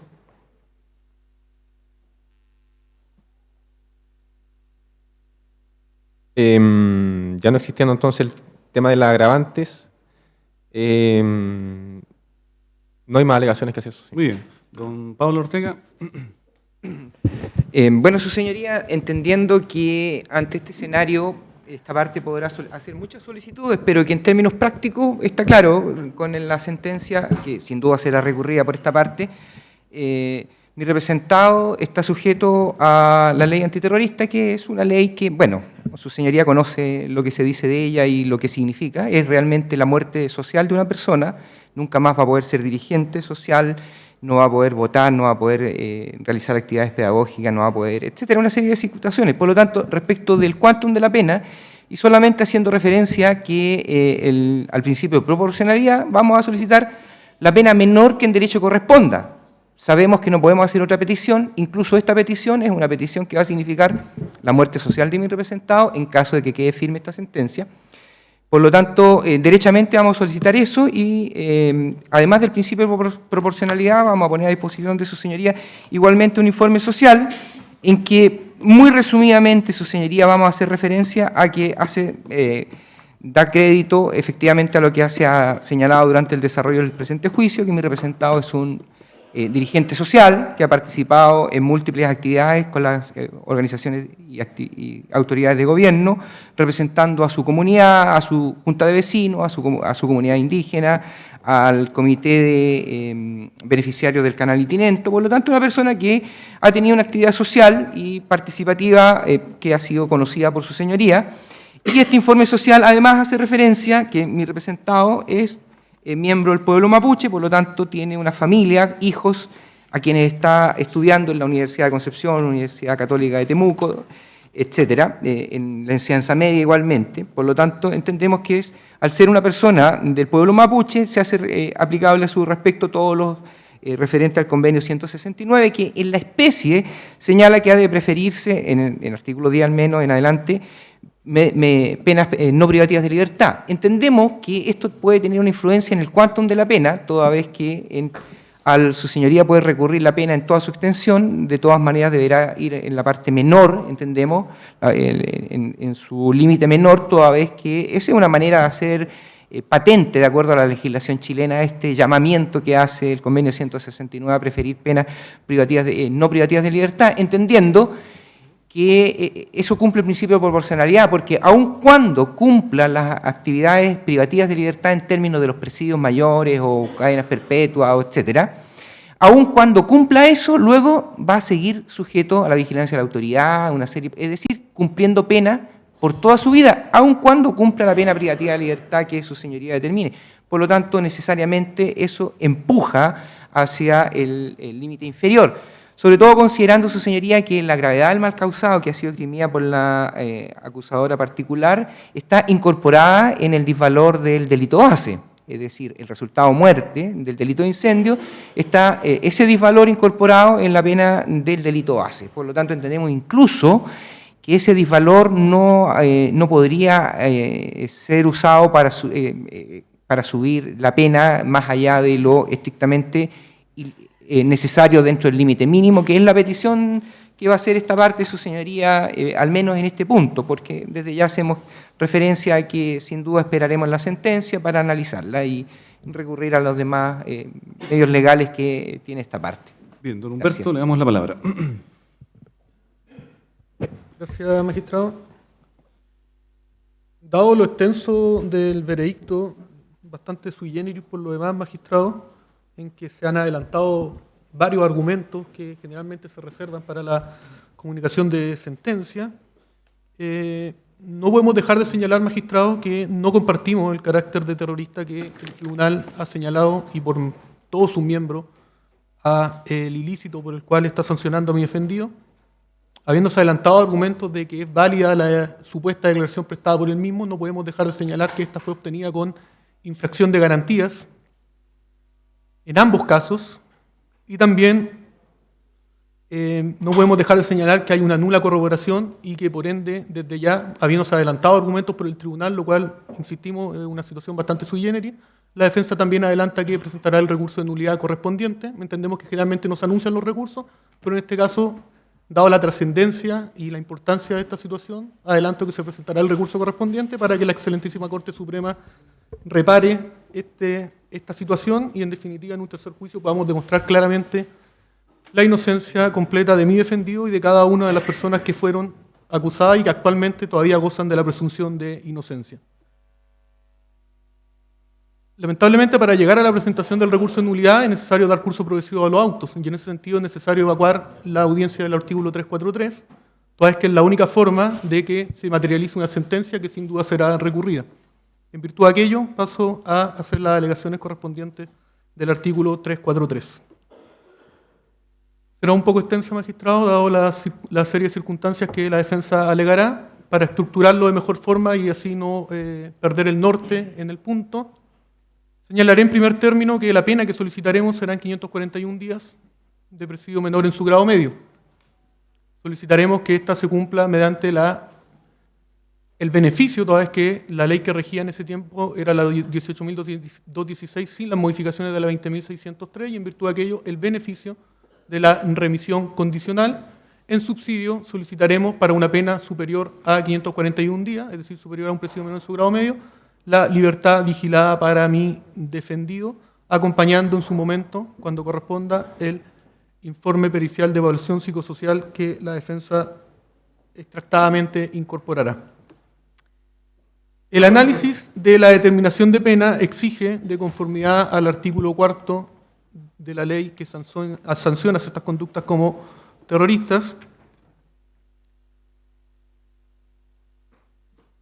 del artículo 3 de dicha ley, exige, en primer término, hacer una determinación de pena clásica, recurriendo a lo que el Código Penal nos señala, y posteriormente hacer la aplicación de la ley en comento. En virtud de aquello, en primer término, señalando las atenuantes o circunstancias modificatorias que puedan concurrir, es evidente que agravantes respecto de José Manuel Peralino Huinca no concurren, y en cuanto a atenuantes, la defensa alegará las siguientes. En primer término, la del 11 número 1 en relación al 10 número 1, posteriormente el 11 número 6, posteriormente el 11 número 7, posteriormente la consagrada en el 11 número 8 y finalmente la consagrada en el 11 número 9 del Código Penal. Paso a señalar la primera, 11 número 1 en relación al 10 número 1. Esto es una imputabilidad disminuida de mi defendido. En ese sentido, habiéndose rendido prueba en el transcurso del juicio, me hago eco de la misma, la estimo suficiente, y en ese sentido cito a Patricia Condemarín. Lo cierto es que los argumentos ya fueron vertidos en juicio, por ende no me explayaré tanto en ello, solo señalar que, como bien sabe Ucía, la perito cuando depone en estrado confirma la hipótesis 2, que parte de la base de un retardo mental moderado. En virtud de aquello, y existiendo un retardo mental moderado, estimamos que se cumplen algunos de los requisitos para proceder al 10 número 1, y en consecuencia sería aplicable el 11 número 1 respecto de mi defendido, lo cual también se encuentra verificable a través del informe psicosocial que la defensa va a incorporar por la alegación de una eventual libertad vigilada, el cual ya su señoría podrá tener acceso completo al mismo, pero que en sus conclusiones de la psicóloga doña Verónica Acuña Pérez, perito de esta defensa, señala que los resultados obtenidos de las pruebas aplicadas a José Manuel Peralino Huinca al momento de la evaluación indican que el imputado presenta un perfil psicológico que cumple con los criterios del eje 2 del Manual Diagnóstico y Estadístico de los Trastornos Mentales, entre paréntesis DSM-un 4 romano -TR, para el diagnóstico de retardo mental moderado. En ese sentido, también se aúna y es totalmente coincidente con lo que señala la psicóloga que depuso en juicio doña Patricia Condemarín. Eso como primera atenuante. La irreprochable conducta anterior, no hay discusión al respecto, se puede fácilmente apreciar no solo por la autoapertura, sino por el extracto de filiación, y en ese sentido solicitamos sea reconocida.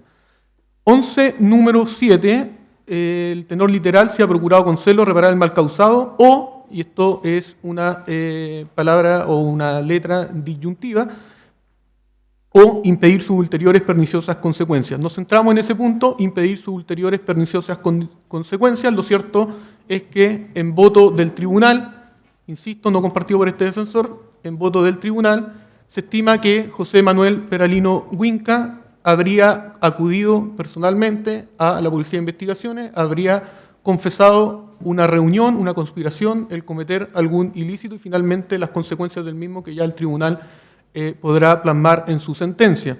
En virtud de aquello, es evidente que cuando él concurre, cuando señala a las personas que habrían participado, respecto a las cuales algunas permitieron atribuir participación, de otras hay un juez de minoría que establece que también podría haber participación e inclusive creo entender que sostienen que podría haber otra participación que lamentablemente, a juicio de ustedes, lamentablemente por supuesto, no pudieron plasmar en su veredicto por limitaciones legales. Lo cierto es que ello conlleva a sostener que buscó impedir sus ulteriores y perniciosas consecuencias y por ende la defensa estima concurrente el 11 número 7.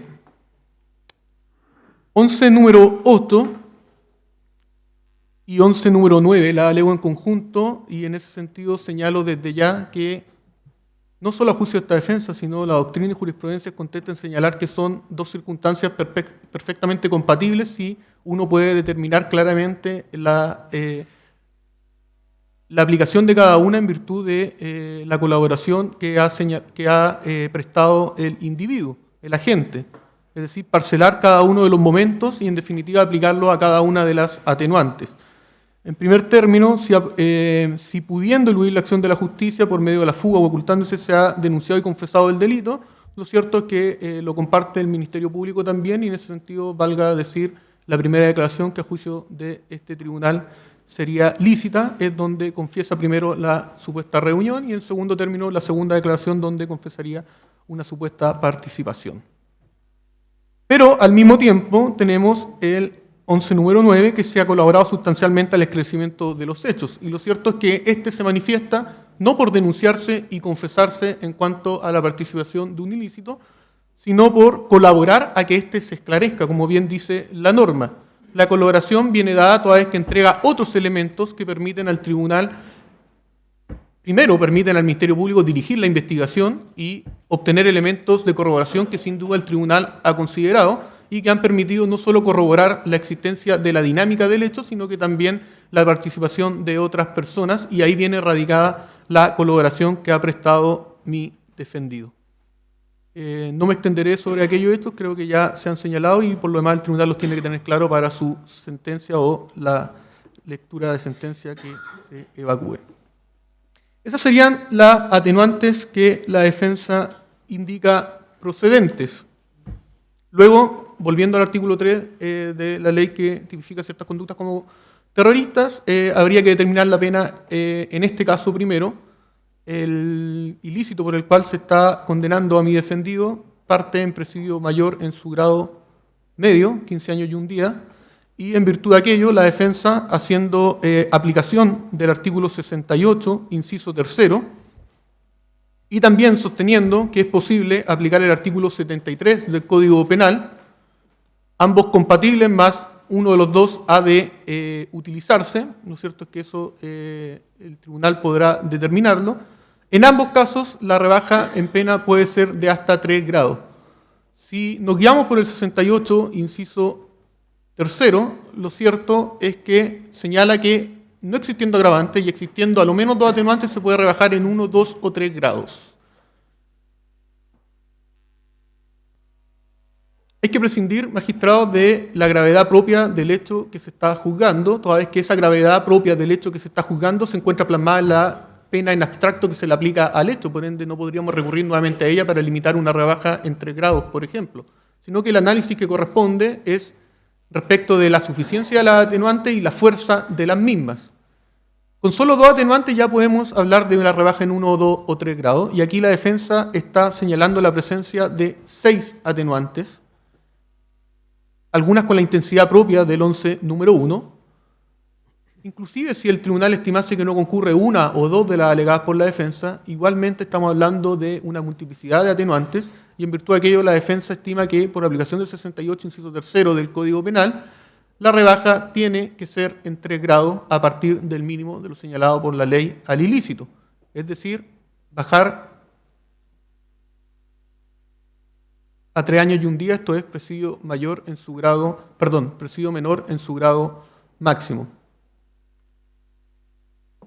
Si nos vamos al artículo 73, que permite y que hace una excepción solamente por la aplicación del 11 número 1, permite la rebaja en 1, 2 o 3 grados, tenemos que considerar que ahí se tiene que sostener que, existiendo el 11 número 1 ya, y por ende habilitado el tribunal para aplicar el artículo 73, no puede dejar de considerar que existen otras atenuantes. A juicio de la defensa 5 más, ya el tribunal podrá determinar cuáles. Lo cierto es que llegamos a la misma solución por economía procesal. Señalo que en ese caso también pedimos que la rebaja proceda hasta los 3 años y 1 día de presidio menor en su grado máximo. Determinada esta fase, nos vamos a la ley que tipifica las conductas, algunas conductas como terroristas. Y encontramos dos artículos, el artículo 3 y el artículo 4. El artículo 3, que habla de la elevación de grado de la pena por esta tipificación, la defensa sostiene la elevación en un solo grado, por ende, voy a hablar de números, después lo sostendré en lo que es presidio, pasaríamos a una pena que va de 5 y 1 a 10 años. Bueno, lo señalaré, presidio mayor en su grado mínimo. Y posteriormente hay que hacer aplicación del artículo 4, que señala que al delator compensado se le podrá disminuir la pena hasta en 2 grados hasta en 2 grados. Primero, sostener que la delación compensada es plenamente compatible con la atenuante ya invocada por la defensa del 11 número 9 del Código Penal en etapa primitiva de determinación de pena, y también, dicho sea de paso, con el 11 número 8, que, insistimos, es compatible entre el 8 y el 9. ¿Por qué? Porque la delación compensada, señalada en el artículo 4, hay que situarla en el momento en que la hacemos aplicable a José Manuel Peralino Huinca.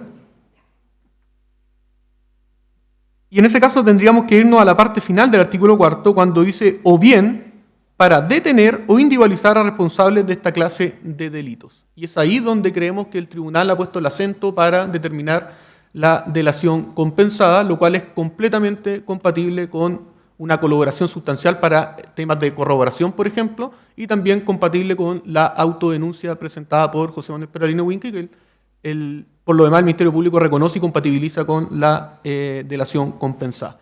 En virtud de aquello, la defensa solicita que se aplique en la rebaja en 2 grados. Estábamos en presidio mayor en su grado mínimo, 5 años y 1 día, solicitamos la rebaja en 2 grados, esto es presidio menor en su grado medio, que va desde 541 días hasta 3 años de privación, y en ese sentido es que solicitamos los 541 días, que fue lo que anunciamos en un principio y esperamos haber hecho el análisis lo más claro posible para el tribunal. En virtud de aquello, con la ley imperante antiguamente, la 18.216 y las modificaciones de la 20.603, la defensa solicita se haga aplicación de remisión condicional de la pena por reunirse todo y cada uno de los requisitos señalados en el artículo 4 de la ley en comento. Además, para el caso que UCIA estime una pena superior en grado, pero inferior al presidio menor en su grado máximo, o igual al presidio menor en su grado máximo, es decir, que no supere los 5 años de privación de libertad, solicitaríamos la libertad vigilada para mi defendido. Estimamos que se cumplen todos y cada uno de los requisitos señalados por la ley al efecto, y en ese sentido incorporamos el peritaje psicosocial ya señalado, el cual es evacuado tanto por una perito social como una perito psicóloga, doña Jimena Delgado Rivas, asistente social, y doña Verónica Acuña Pérez. Ya leí una parte de las conclusiones, la verdad es que no me extenderé en el contenido del mismo, toda vez que el solicitud se tenga por incorporado y ya el tribunal podrá analizarlo en sede de deliberación, pero leeré el punto 3 de las conclusiones, en donde se señala que el imputado cuenta con redes familiares de apoyo representados por el padre y sus 4 hermanos. Estos últimos lo perciben a él como de escasa capacidad intelectual, indefensión frente a las dificultades y al medio comunitario y poca capacidad de trabajo, mismas características que perciben en el progenitor, razón por la cual ambos permanecen mayoritariamente en el predio agrícola, mientras los demás hermanos realizan actividades laborales para la generación de ingresos tanto fuera como dentro de la comunidad. Es decir, los hermanos, particularmente don Alejandro Peralino Huinca, de quien ya se ha hecho referencia en juicio, son aquellos que podrían ejercer el control y la guía suficiente para cumplir la pena en un medio libre. La conclusión segunda, que es la última de las 3 conclusiones que contiene el informe, señala que el imputado proviene de un medio rural con pertenencia a etnia mapuche, con orfandad materna desde los 13 años de edad, habiéndose desarrollado en un ambiente de privación social y económica, perteneciendo a una etnia mapuche, lo cual queda claro por sus apellidos, por vivir inserto en una comunidad y porque también ha sido latamente expuesto en juicio, también por la pericia antropológica. La defensa hace aplicable o solicita la aplicación del convenio 169 de la OIT, el cual es plenamente aplicable de conformidad al artículo 5º, inciso 2 de la Constitución Política de la República, y el cual tiene un rango de supranorma por sobre las normas legales. En ese sentido, hacer especial énfasis en el mismo, en su artículo 10, número 2, en cuanto a que, tratándose de personas pertenecientes a los pueblos originarios, particularmente en este caso al pueblo mapuche, se han de preferir aquellas sanciones en que se vea comprometida o se vea manifestada la libertad. En razón de todo aquello que la defensa hace sus alegaciones y solicita se tenga por incorporado el informe psicosocial a que ha dado lectura parcializada. Bien. Fiscales, respecto a las atenuantes nuevas alegadas, ¿algo que señalar? Sí, señoría. Muy brevemente, un par de líneas por cada una de las peticiones que ha realizado. Perdón, ¿qué es la réplica en esta audiencia? A ver, pero yo estimo que hay réplicas. Si es que... Señoría, sigo siendo parte en esta causa. ¿Por qué se le va a dar? Pero un momento, pero es que, a ver, un momento. Hay una resolución que otorga traslado al fiscal. ¿La van a recurrir? Sí, señoría, voy a reponer. Sigo siendo parte en esta causa. Por cierto, vamos a analizar también nuestra posibilidad de recursos, ya que se adelantarán también. Y en ese contexto, el Ministerio Público ya solicitó una pena determinada. Y lo explicó. Ahora la defensa explicó, le va a dar nuevamente traslado de lo que dijo el fiscal a la defensa. Si vamos a estar toda la mañana, me parece que los argumentos ya están dados, el tribunal tendrá que resolver, señoría. Ya se dio un traslado y ahora no procede seguir escuchando más peticiones. En los mismos términos, su señoría. ¿Adhieren ese punto, magistrado, de la reposición? Entonces, Señoría, me gustaría argumentar también, señoría, me gustaría argumentar. Bien, lo escuchamos entonces, pero con otros argumentos. Reponer la resolución en los términos de que sin efecto, ya ante el escandaloso veredicto, y lo digo responsablemente, resulta más escandaloso aún que se sigan transgrediendo las normas legales y sea un traslado en circunstancias de la audiencia 343 está rigurosamente establecida por el legislador procesal penal. Y ustedes, los sentenciadores, no tienen la facultad para torcer la ley. Ya ante el escandaloso veredicto, lo que corresponde es que se cierre el debate y posteriormente ustedes procedan a la redacción de la sentencia, que sin lugar a dudas, ya lo anunciaron los colegas en buena hora, va a ser impugnada, y esta defensa no tiene ninguna duda que va a ser la Excelentísima Corte Suprema la que va a reponer las cosas y poner las cosas en su lugar. Señoría, no voy a entrar en un debate con usted, don Rodrigo, me voy a ceñir únicamente a su adhesión a la reposición. Creo que ya está dada la cosa, hemos actuado dentro de nuestras facultades. Hay, por supuesto, las decisiones de los tribunales a veces son compartidas o no, tienen todo el derecho a recurrirlas. ¿Alguna otra adhesión más? Don Mario, por favor. ¿Sí? Perdón, don José Luis. Magistrado, me adhiero. Por lo demás, estamos hablando de que estamos en un proceso penal. Proceso penal, las normas son de orden público, no pueden ser modificadas por la voluntad de las partes. En caso alguno, uno puede apreciar esta dinámica que usted quiere dar a esta lógica del 343, señoría. En tal sentido, no existe ley que lo autorice. Usted, como autoridad, en el sentido de lo señalado en el artículo 7º de la Constitución, tiene que hacer solo aquello que está revestido y autorizado. No lo autoriza el 343, en consecuencia no debería concurrir de esa forma, señoría. O sea, está recurriendo respecto al traslado por las alegaciones que se están. Ok, bien, vamos a resolver la defensa, señoría. Perdón, don Mario. Gracias. Sí, señoría, la verdad es que creo que en este caso cobra relevancia a lo señalado respecto de la posibilidad de que existan réplicas en el juicio oral. Cuando el legislador ha querido establecer o ha señalado que se puede volver a argumentar, lo ha señalado expresamente en el juicio oral. Y como no hay una norma en relación a lo dispuesto en el artículo 343 que permita a la Fiscalía replicar, no se puede transgredir aquello, su señoría, y si se requirió una norma expresa para poder replicar en el juicio oral, se debería requerir una norma expresa para poder replicar en la audiencia 343. Al no existir la norma, su señoría, no se puede replicar en la audiencia del artículo 343. Vamos a resolver entonces la reposición.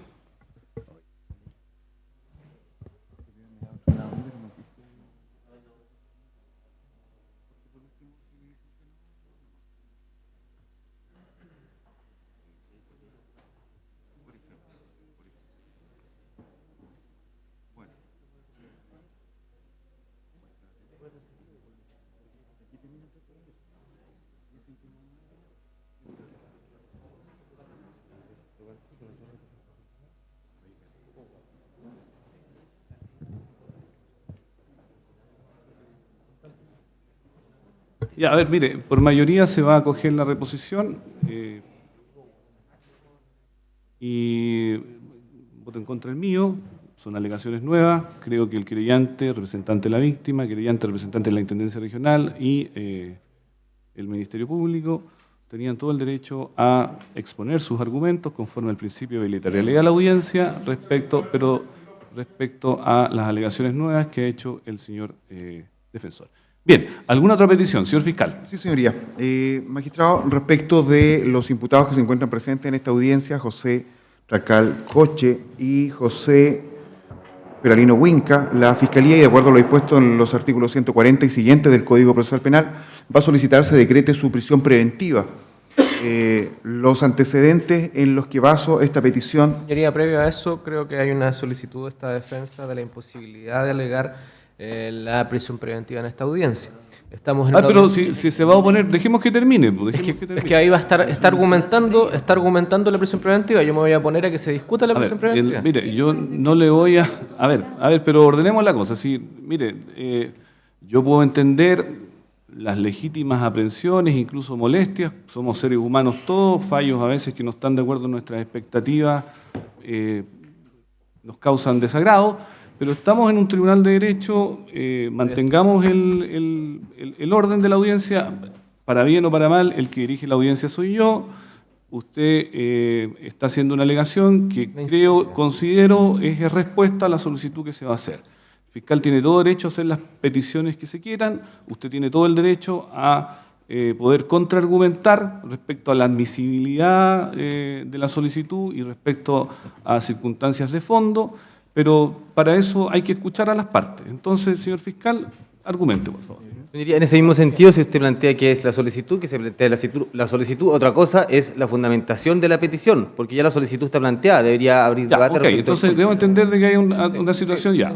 Hay un anuncio de solicitud de prisión preventiva que ustedes van a hacer y hay una oposición respecto a la admisibilidad. Señoría, respecto de eso, hago expresa alusión a lo dispuesto en el artículo 142 del Código Procesal Penal, que habla de la tramitación de la solicitud de prisión preventiva.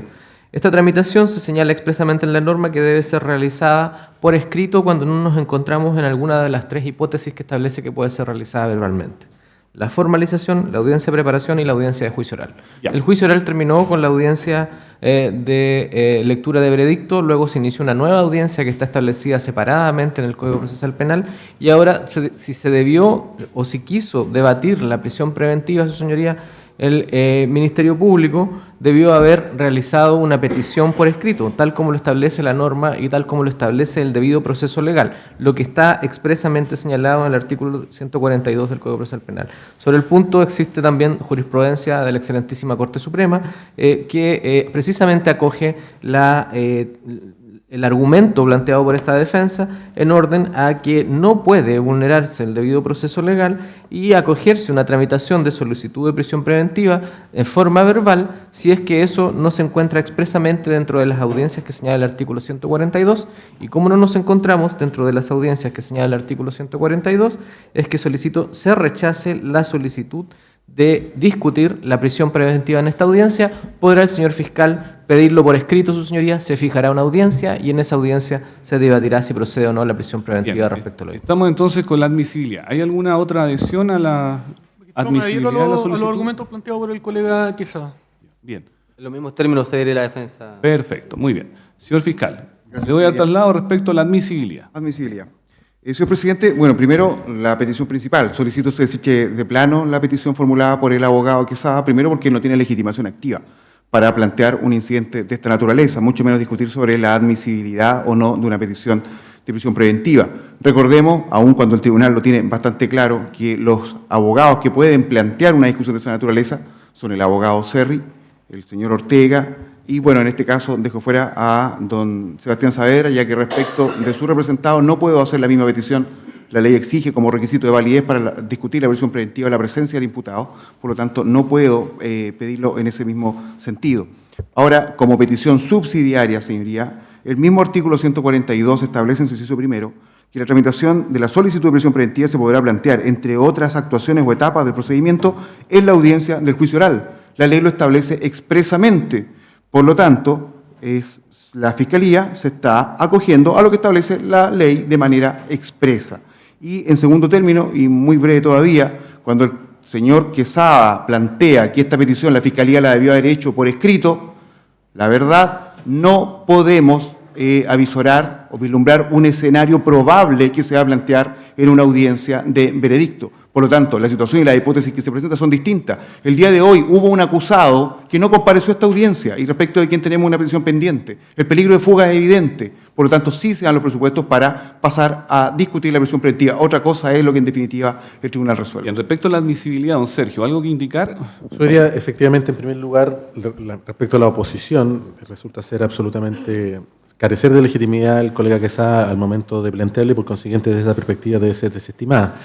Pero entrando al fondo respecto de la procedencia o no de hacer este tipo de solicitudes en esta audiencia... Pero no estamos con una alegación de fondo todavía. No, por eso. Okay, Solo 142, su señoría, claramente estamos en es la oportunidad procesal en que se puede hacer esta solicitud. Estamos todavía dentro del desarrollo del juicio, independiente que tiene unas audiencias distintas en cada una de sus sesiones, pero estamos todavía dentro del contexto del juicio, absolutamente procedente la solicitud de medidas cautelares independientes después del fundamento de las mismas. Señoría. El representante de la Intendencia. En eso mismo término, señoría, nosotros entendemos que la audiencia de juicio no ha concluido. Estamos en una de sus partes, que es precisamente la audiencia de artículo 343, y desde esa perspectiva claramente cobra, siempre desde el punto de vista de la admisibilidad, cobra absoluta pertinencia lo que establece el inciso primero del artículo 142, que precisamente permite hacer la petición verbal a este respecto. De manera tal, señoría, no habiéndose cerrado la audiencia, entendemos que resulta absolutamente pertinente la petición que ha hecho el señor fiscal para los efectos de revisar la cautela. Bien, vamos a resolver la admisibilidad entonces de la petición.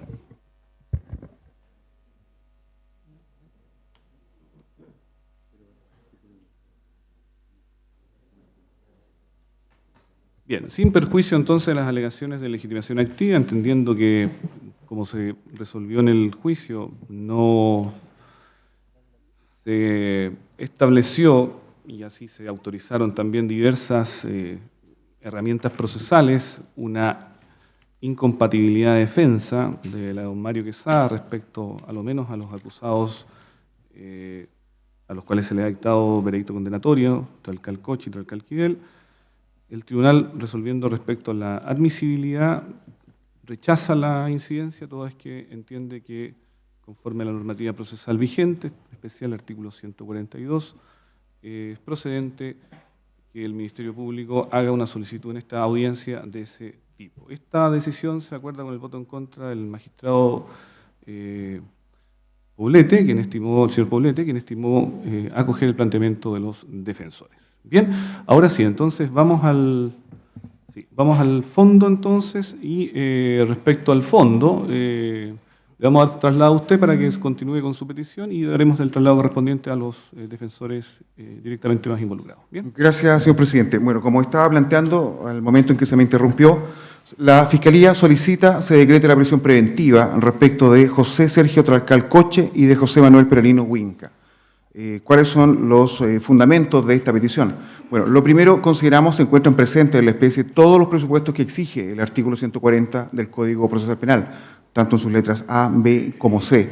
Lo cierto, señor presidente, señoría, es que no me voy a referir mayormente a los presupuestos de la letra A que señala antecedentes que justifiquen la existencia del delito, principalmente porque el tribunal ya ha dado por establecido los hechos de la causa, y en el mismo sentido, en relación con los antecedentes que permitan presumir la participación del imputado, tal como lo exige la letra B de dicha norma del artículo 140 del Código Procesal Penal, el tribunal también ha decretado un veredicto condenatorio a su respecto, por lo tanto, no ahondaré en esos antecedentes, sino más bien en la necesidad de cautela, requisito exigido y establecido en la letra C del Código Procesal Penal. Y en base a estos antecedentes, o en base a los antecedentes que ya fueron conocidos por el tribunal, me permito señalar que se dan otros presupuestos que exige el mismo artículo 140 en su letra C y que impone al tribunal necesariamente el considerarlos para poder determinar si procede o no esta medida cautelar. Y uno de ellos, o el primero de ellos, es la gravedad de la pena asignada al delito y cuando estos tuvieran pena de crimen en la ley que los contempla. Y tal es así, que tal como se ha señalado en la audiencia del 343, la que acaba de finalizar, que el Ministerio Público ha solicitado una pena de presidio perpetuo calificado para uno de estos acusados, para José Tlalcal Coche, y respecto de José Manuel Peralino, aun cuando se reconocen ciertas minorantes de responsabilidad por parte de la Fiscalía, igualmente la pena que solicita el Ministerio Público, que es de 10 años y un día de privación de libertad, es una pena de crimen y no hará merecedor, por supuesto, a ninguno de estos acusados de algún tipo de beneficio establecido en la ley, ninguna medida alternativa de cumplimiento a esa pena. Respecto de José Peralino Huinca, me permito señalar que, y adelantando un poco la alegación que hará su defensor, que respecto de las atenuantes que él dice que concurrirían en la especie. Respecto a eso, una decisión de mayoría en que se resolvió no darle traslado. Entonces, ya está resuelto, no puedo permitir que se haga referencia a aquello. Pero estoy argumentando en relación con la necesidad de cautela, señoría, es una petición distinta. Y solamente quiero llegar a establecer de por qué, en el caso de José Manuel Peralino, igualmente sean los presupuestos de la letra C. Magistrado, entiendo que ya hubo un pronunciamiento del tribunal, le acaban de señalar, no hay ningún al respecto. A ver, claro, lo que pasa es que es una situación en la que, desde este punto de vista... Señoría, voy a retirar la petición para no... No puedo controlar y ya... o sea, yo no lo puedo dejar seguir hablando respecto a eso, pero bueno, ya no vale la pena. No es nuestro interés, señoría, ahondar en el debate, si voy a retirar... Ya hubo una resolución y ya... Voy a retirar el punto relativo a estas atenuantes. Solamente mencionar o insistir que la pena que solicita la Fiscalía, que consideramos en base a lo que ya expusimos en su momento, que esta no debería o no podría bajar de 10 años y un día de privación de libertad, considerando las atenuantes que nosotros creemos que concurren y que se expuso al tribunal. Otra situación que se da, que también establece de manera expresa la letra C del artículo 140, es el carácter de los delitos. Y aquí se ha sostenido, y también el tribunal lo ha sostenido en su veredicto, que estamos hablando quizás de uno de los delitos más deleznables que existen en nuestro ordenamiento jurídico, como es el incendio con resultado de muerte.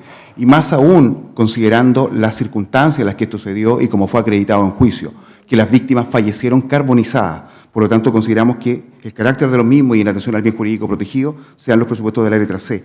El haber actuado en grupo pandilla, el tribunal igualmente dio por establecido de que fue un grupo de personas que actuó en este lugar, en la granja Lumahue, atacando tanto el inmueble como a los ocupantes del mismo, y hacer presente respecto de José Trascalcoche, que al momento de la comisión del delito, enero del año 2013, se encontraba sujeto a una medida cautelar personal, como era el arresto domiciliario nocturno, tal cual lo expuso y lo acreditó su propia defensa. Y aún más, señoría, existe igualmente el peligro de fuga. Tal como adelanté, uno de los acusados no compareció a la audiencia el día de hoy, sabiendo ya estos acusados que a su respecto se impondrá una pena privativa de libertad, las posibilidades de que se sustraigan a la acción de la justicia cada vez son mayores. Es en base a estos antecedentes que consideramos sean los presupuestos del artículo 140 del Código Procesal Penal. Bien, don Sergio, le damos la palabra. Gracias, señoría. O sea, perdón, la verdad, ¿se va a adherir usted al argumento de petición de prisión? Sí, nos vamos a adherir, pero muy brevemente, su señoría, evidentemente, ¿por qué resulta ser procedente la modificación de cautelares respecto de estos tres imputados? Porque precisamente la razón de ser de las medidas cautelares es asegurar los fines del procedimiento. Y esa aseguración de los fines del procedimiento es vía medidas cautelares. Y en el caso concreto, para que éstas se modifiquen, tiene que haber un cambio de las circunstancias. ¿Y qué mayor cambio de las circunstancias que se haya dictado una sentencia condenatoria respecto de los tres imputados y consecuencialmente tiene que modificarse su situación de cautelares y resulta ser proporcionada a la gravedad de la pena asignada al delito, la calificación jurídica propuesta, modo de comisión, actuación en grupo o pandilla, que se modifique esta situación de cautelares a una medida cautelar de la más alta intensidad. ¿Algo que señalar o se adhieren? Sí, solamente plantear que... Hay algo nuevo, por favor. Obviamente nosotros entendemos que claramente han variado las circunstancias que se tuvieron en vista al momento de determinar las medidas cautelares respecto de, en este caso particular, de los imputados. Entendemos que han variado, tal como lo planteó el señor querellante, en el sentido de que existe un veredicto condenatorio respecto de ellos y además, y particularmente respecto de la situación del imputado Peralino, si bien es cierto, él estaba con una medida cautelar de menor intensidad que la prisión preventiva, entendemos que precisamente el hecho de este veredicto hace variar sustantivamente las circunstancias de él y por lo tanto hace plenamente procedente la cautelar solicitada. Muy bien. Bien, le damos la palabra entonces a los abogados defensores aludidos. Comienzo por don Sebastián o don Pablo, ¿algo que señalar? Su señoría, esta parte, entendiendo que la petición se refiere a mi representado y al señor Peralino, esta parte va a proceder a solicitar que no se dé lugar a ella, toda vez que los argumentos dados por los acusadores dicen relación con que la eventual libertad de mi representado sería un peligro para la seguridad de la sociedad, que es un elemento que ya está siendo cautelado el día de hoy por la medida cautelar establecida por vuestras mismas señorías previo al inicio del juicio oral, en que se estableció una pena privativa de libertad de menor intensidad, que es el arresto domiciliario. Pues bien, en ese sentido entendemos que todos los argumentos que dicen relación con este punto, es decir, peligro para la seguridad de la sociedad, etcétera, están ya cautelados por la presente medida cautelar que afecta a mi representado. Por lo tanto, el análisis debemos establecer si es que para los fines del procedimiento se requiere exclusivamente la medida cautelar solicitada por los acusados, por los acusadores, que en el fondo esa es la situación. Sobre el punto, si bien el veredicto refleja a vuestra señoría en cuanto a su convicción, en cuanto a su, digamos, pensamiento interno respecto de la eventual responsabilidad de mi representado, la medida cautelar exige otro tipo de reflexión. La reflexión tiene que ver con que la actitud de mi representado frente al procedimiento y si es posible o no que sea cautelado con una medida diferente a la solicitada en exclusiva por el Ministerio Público y los acusadores. Pues bien, ¿cuál es la realidad? La realidad es que mi representado se encuentra en este momento, si bien con un veredicto condenatorio, ha tenido sí veredictos absolutorios y condena absolutoria. Luego de ello, cada vez que fue citado al tribunal con el veredicto y condena absolutoria, cuando ya previamente fue anulado, perdón, incluso antes, mi representado se presentó ante la Corte de Apelaciones, escuchó los alegatos, participó, fue a la lectura de fallo en la Corte de Apelaciones, luego cuando fue citado por su señoría, concurrió a estrado. Su señoría es de las personas, ustedes recordarán, que ante la citación a debatir precisamente este tema, fue de las personas que de mutuo propio se presentó, estuvo aquí presente, dio la cara a su señoría, confiado en su inocencia, ciertamente. Luego, cuando su señoría determinó la resolución respecto de una cautelar de prisión preventiva domiciliaria o arresto domiciliario, mi representado lo cumplió, de hecho ha sido controlado en algunas oportunidades incluso 3 veces al día, pero en general ha sido controlado, todas las veces ha cumplido la medida cautelar cada vez que se le ha citado. De hecho, el día de hoy está aquí presente su señoría, sin duda, confiando en su inocencia, pero está presente, que es lo importante para los fines del debate que nos convoca. Mi representado va a estar presente también cuando se hagan los alegatos eventualmente en la Corte de Apelaciones de Concepción o en la Corte Suprema, si es que se le da permiso a su señoría, y si no, bueno, cumplirá su medida cautelar en su domicilio, porque entendemos, su señoría, que no existe antecedente de incumplimiento, si bien existe efectivamente existe una situación diferente, que es un veredicto condenatorio. Lo claro, su señoría, es que los veredictos no ponen término al juicio. Lo claro, su señoría, es que mi representado quedan recursos pendientes, no está firme y ejecutoriada, por lo tanto entendemos que le beneficia la presunción de inocencia para estos efectos. Por lo tanto, beneficiándole la presunción de inocencia, el análisis ¿es posible cumplir los fines del procedimiento? La actitud de mi representado demuestra que sí, ha estado presente, ha venido a las audiencias,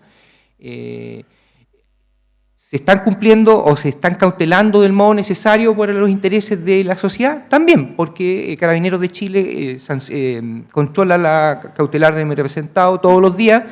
Habrá algún día que no, pero en general todos los días, más de una vez. Y de hecho, su señoría, el mismo argumento dado por el Ministerio Público en torno a que efectivamente él ha cumplido cautelares en causas diferentes, es verdad. Y jamás se ha pedido su revocación por incumplimiento.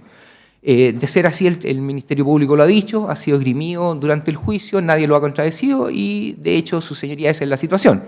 Por lo tanto, entendemos que beneficiándole aún la presunción de inocencia, es decir, no está firme y ejecutoriada la presente causa, no se ha puesto término al juicio, aún le beneficia esta presunción y mi representado está principalmente interesado en los resultados de este juicio para obtener su absolución en definitiva.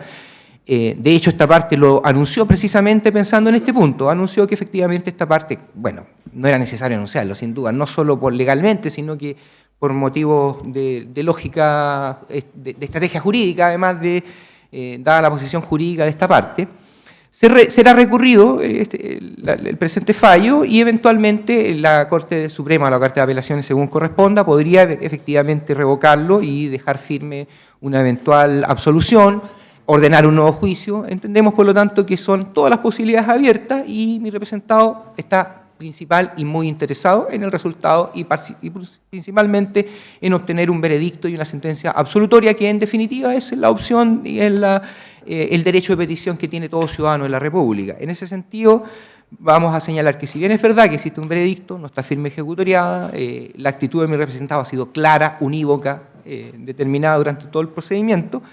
no aludir la acción de la justicia, están cautelados los intereses de la sociedad. El artículo 155 expresamente establece esta situación de que las cautelares del convenio del artículo 155 cautelan la seguridad de la sociedad, etcétera. Entendemos que además esto es lo único que puede ser entendido en función del convenio 169, que establece lo ya señalado, es decir, la posibilidad de penas no privativas de libertad en la medida que sean compatibles con la legislación nacional. Y en este caso, hacer sinónimo de término del juicio y término de su presunción de inocencia un veredicto que puede ser incluso recurrido, entendemos que sería derechamente el cumplimiento anticipado de una pena, que es precisamente lo que el derecho penal no exige, no quiere, no desea.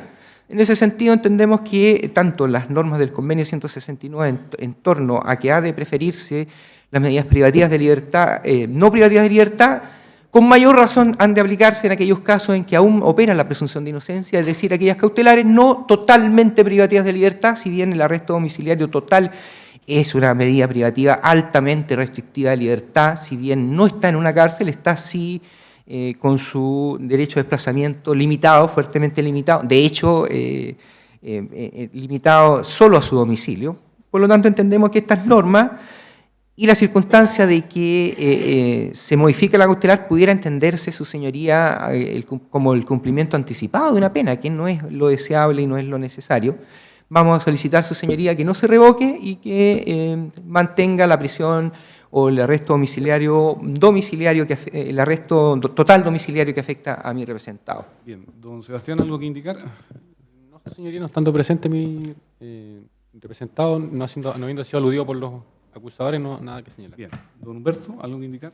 Sí, por supuesto, magistrado. Bien.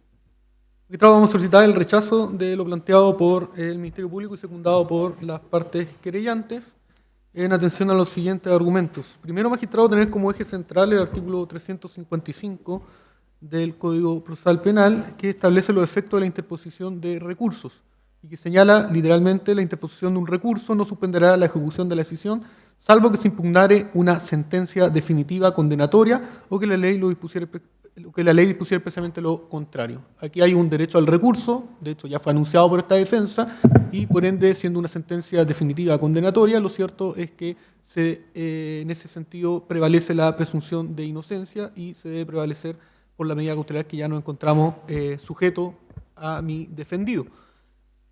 Sin perjuicio de aquello, magistrado, lo cierto es que uno es dueño de su silencio, magistrado, y esclavo de sus palabras. Ese es un adagio bastante antiguo, atribuido a Aristóteles, y lo cierto es que es plenamente aplicable en esta situación. El Ministerio Público, magistrado, no solo tiene conocimiento de este hecho y de la participación que se le está atribuyendo a José Manuel Perelino Winca el día de hoy, sino que tenía conocimiento del hecho el día de la formalización y, yendo inclusive más atrás, conocimiento pleno del hecho el año 2015 con la segunda declaración atribuida a José Manuel Perelino Winca. ¿Qué hizo el Ministerio Público durante todo ese tiempo? Del 2015 hasta la audiencia de formalización, jamás tomó medida alguna tendiente a evitar la supuesta fuga de la cual hoy día nos dice corre peligro o puede que suceda con José Manuel Perelino Winca. El día de la formalización, marzo del año 2016, el Ministerio Público no pidió la prisión preventiva. No es que José Manuel Perelino esté con arresto total porque hubo una oposición de la defensa y un tribunal, fallando conforme a derecho, haya estimado aquello y el Ministerio Público haya apelado y se hayan rechazado las apelaciones, etc. No. El Ministerio Público pidió arresto domiciliario total. Y hay que hacer un análisis, toda vez que esas fueron sus palabras. Cuando el Ministerio Público solicita desde aquella época, estamos hablando 2 años atrás, arresto domiciliario total, lo hace bajo la base de que está acreditada la letra A y la letra B. Porque la única forma de entrar a discutir la letra C y de entrar a discutir la imposición de medidas cautelares de conformidad al 140 y la aplicación pertinente es acreditando la letra A y la letra B del artículo 140. Por ende, cuando el Ministerio Público viene ahora a analizar la letra C y nos dice la gravedad de la pena, eso también era grave a juicio del Ministerio Público el año 2015. Y pese a la gravedad de la pena asignada por la ley al ilícito, el Ministerio Público solicitó arresto domiciliario total. Cuando nos dice el carácter de los delitos, lo deleznable del mismo, el 2015 no lo era para el Ministerio Público, lo cierto es que sí lo era. Y analizando la letra C, no pidió la prisión preventiva. Cuando dice grupo o pandilla, el 2015 el Ministerio Público hablaba de 11 personas, ahora solamente puede hablar de 3. Y pese a eso, cuando el 2015 hablaba de 11 personas, no estimó pertinente la prisión preventiva. Vino el primer fallo, absolutorio. Recurrió el Ministerio Público. Se constituye un segundo tribunal para llevar a cabo el juicio y el Ministerio Público pide revisión de medidas cautelares. ¿Pidió la prisión preventiva? Respecto a José Manuel Perelino Winca, no la pidió. Pese a que nuevamente se dio por establecido la letra A, la letra B y entró a analizar la letra C. Por ende, todos esos argumentos que nos viene a señalar hoy día, inclusive un eventual peligro de fuga, no solo siempre han estado en la misma latencia que nos encontramos en el día de hoy, sino que lo cierto es que no hay algún elemento para considerar siquiera que don José Manuel se puede dar a la fuga. ¿Y por qué? Porque, vuelvo atrás, desde que se autodenuncia, a juicio del Ministerio Público, hasta que es formalizado, estuvo meses sin siquiera arraigo nacional. Ni siquiera hay constancia de que haya salido de la región. Posteriormente, estando con arresto domiciliario total por casi 2 años, no hay incumplimiento alguno que haya que asignar a José Manuel Perelino Winca. Las veces que él necesitó realizar algún trámite personal, la defensa lo solicitó diligentemente en este tribunal, o en sede de garantía, o en sede del primer tribunal que llevó a cabo el juicio, y en ese sentido fue que se suspendió la medida cautelar. No hay registro alguno de incumplimiento, ni mucho menos algún germen de que pudiese darse a la fuga. Nos dicen que ahora varía la circunstancia porque hay un veredicto condenatorio. Lo cierto es que es un veredicto que respetamos, pero que es recurrible. No está dicha la última palabra, magistrado. Está pendiente un recurso que esperamos sea acogido por la Excelentísima Corte Suprema, lo cual llevaría a un tercer juicio y creemos a una absolución completa. En virtud de aquello, lo cierto es que variación no ha habido, y lo cierto es que cuando en su momento se acreditó la letra A y B, que es lo que ahora dicen que está acreditado, se discutió la letra C y se estimó como medida cautelar suficiente el arresto domiciliario total, el cual se ha cumplido a cabalidad. Por lo demás, hacer eco de las alegaciones de mi colega para no caer en reiteraciones respecto a lo que es plenamente aplicable el convenio 169 respecto de mi defendido, y además señalar que eventualmente ante una pena que sea ratificada, lo cierto es que hay posibilidad de algún tipo de de beneficio de conformidad a la ley vigente a la fecha de los hechos. Bien, vamos a resolver entonces.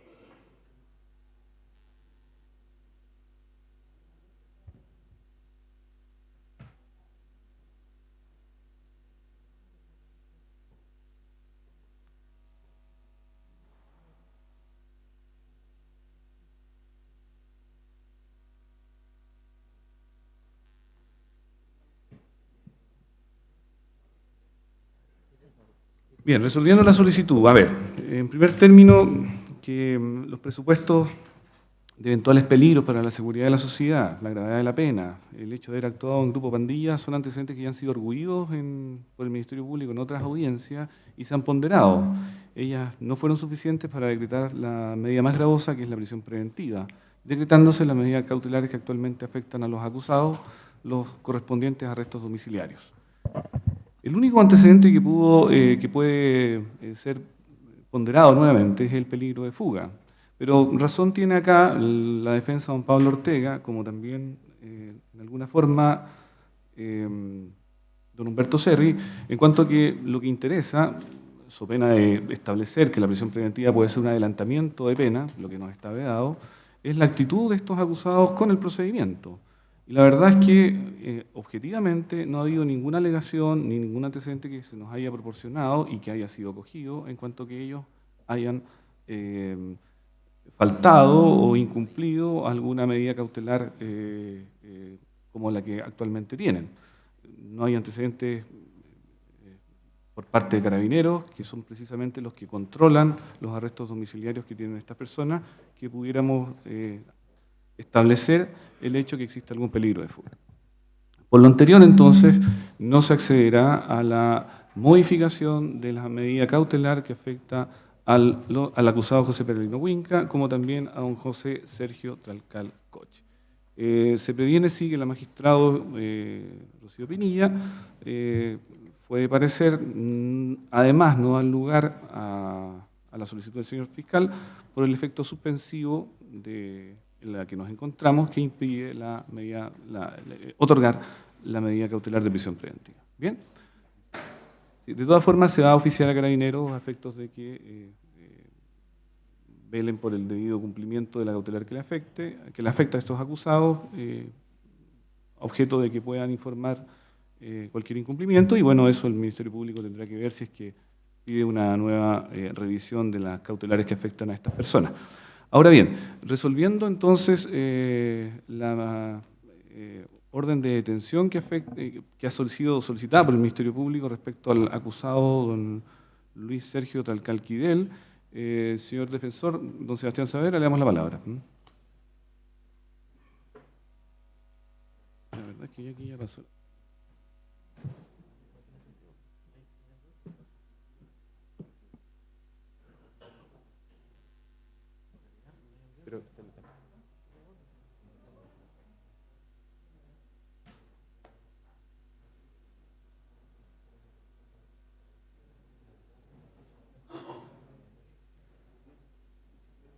Sí, solicito se fije fecha, señoría, para la revisión de la cautelar en respecto a mi representado, no existiendo la misma razón respecto del resto de los imputados, no viendo motivo para acceder a la solicitud se rechace la misma.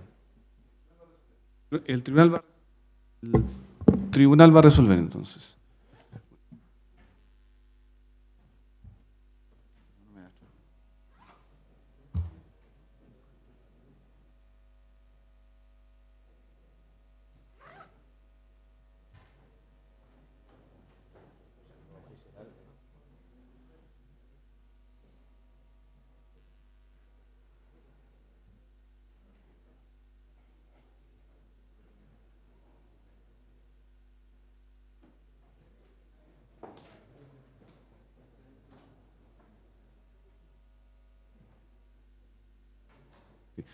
A ver, bien, resolviendo la solicitud de orden de detención que ha sido solicitada al inicio de la audiencia, la verdad es que la audiencia ya se hizo, la realidad nos superó, y no tiene sentido hacer una resolución para asegurar la comparecencia de un acusado a una audiencia que ya está terminando. Entonces, en ese sentido, se va a rechazar la solicitud del Ministerio Público. Lo que sí se va a acoger es fijar una fecha para discutir la medida cautelar que afecta a este acusado, don Luis Sergio Tlalcal Quidel. La misma les va a ser comunicada inmediatamente, estamos tramitando el día y hora, y van a quedar notificados en audiencia. Hago un pequeño receso, por favor, hasta que tenga el día y hora determinado.